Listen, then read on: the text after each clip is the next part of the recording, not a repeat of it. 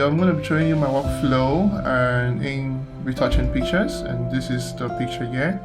I literally have just finished doing the basic color correction, of which this is my before and this is my after. I am actually going to now continue the process in Photoshop. I'm going to right click and edit in Photoshop. This is Photoshop, and I'm going to be making use of the Retouch Academy tab. So I am going to make sure my mode is set to RGB color while my channel is 16 bits per channel. So I am going to start by picking the via media. This is when you're doing for raw, you choose this.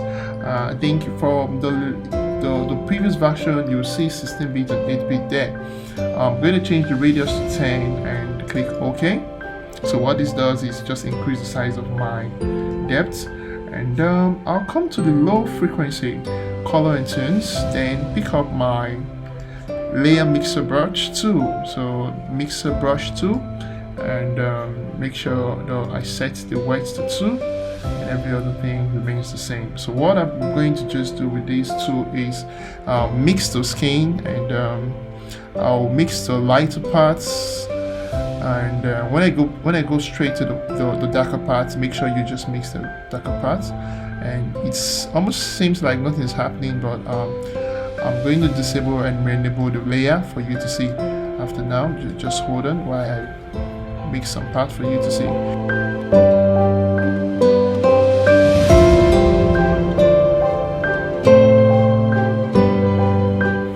Okay, I'm back, and let me just show you the before and after. So this is the before and after. So I actually practically also mix the and yeah, every part of the skin, you just mix them together to blend, and this is the before and after. So what next?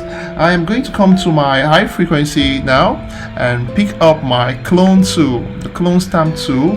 What this does is it's practically going to take away some of the pimples in the face, and whatsoever part of the face that you think it's distracting. I think the pimples here, we don't need the pimples. We're gonna take them out. So we just